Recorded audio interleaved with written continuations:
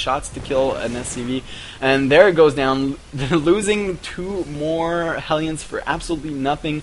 Now Valkyrie is actually once again looking in a great position. Siege mode is done for Everize though, so he does have that going for him. Is it done for Valkyrie? It is done for Valkyrie also. So we will see some siege tank play. With no Hellions here though, these Marines will be able to do a lot of damage. They have to actually spread out because these Hellions can do so much damage to the Marines if they are clumped up, and it will all come down to positioning. Only 2 tanks right now for Everize. Siege mode is done, and Valkyrie is deciding that he is just going to walk up here and do the damage that he can. Sieging up his tanks, they will do a lot of damage to these SCVs. Losing a lot of SCVs here. I don't know if that was necessary. 18 Harvesters killed. Nice pullback on the Marines. Even the Mule getting thrown down. And now there are no more Hellions. They all died to the siege tank fire. Still, a Raven hasn't been very useful in these games for Everize. Still deciding to get that Raven, but really the damage has been done. 19 Harvesters killed at this point. These are actually will be getting a nice positioning on the back here, guarding the tanks, the Marines guarding the tanks, and if they siege up here, this will be so hard to actually break through by Everize. He does have the air advantage, so he can just move these up ever so slightly ahead and spot the tanks without him getting spotted. But this is such a nice position by Valkyrie. You can see he killed so many Harvesters, 39 to 28 Harvesters.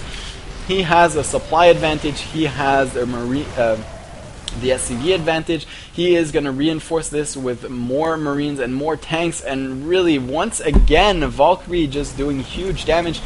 He will be destroying these rocks while moving out and throwing down a command center here. These Hellions will be moving out across the map, are going to try and pick off whatever Marines they can, but he has to be careful. He cannot afford to lose these Hellions. Once again, 6 Hellions. They are not free. 600 minerals is a lot of money. It's a lot to actually be able to deal with these Marines. If he does not have that Hellion support, these tanks are not very good. He will walk down here though and catch all these SCVs because there is nothing here. So might do a lot of damage at this point. You can see he's killing so many workers, 9-10 workers killed. Nice surround with the SCVs, actually spreading them while surrounding. Only 18 Harvesters killed, 21 Harvester killed, 23. So he actually pulled ahead in the Harvester killed department. And a little glitch there, as you can see. And now things have actually evened out. Everize is now ahead, but meanwhile Valkyrie has pushed inside the main base once again, elevating his units in the main base, losing his medevac, but these tanks on the lower ground will start shelling away, and this is how he actually won that second game, just positioning his tanks on the low ground, spotting the high ground, and doing what damage he can. Now more units are streaming in here. That is a very large army, not many tanks, 4 tanks very well spread out, and only 2 Hellions, and that's why you can't lose those Hellions down there, because you need those Hellions to actually deal with the Marines. Now that there are only 2 Hellions, they will not be able to kill off all these Marines, especially if there's a nice spread by Valkyrie. But Valkyrie scans and decides that he cannot engage here. He is going to throw down a command center at the gold base as soon as he has the money for it. He has a lot of gas though, so he should really focus on those gas heavy units, like the tanks, like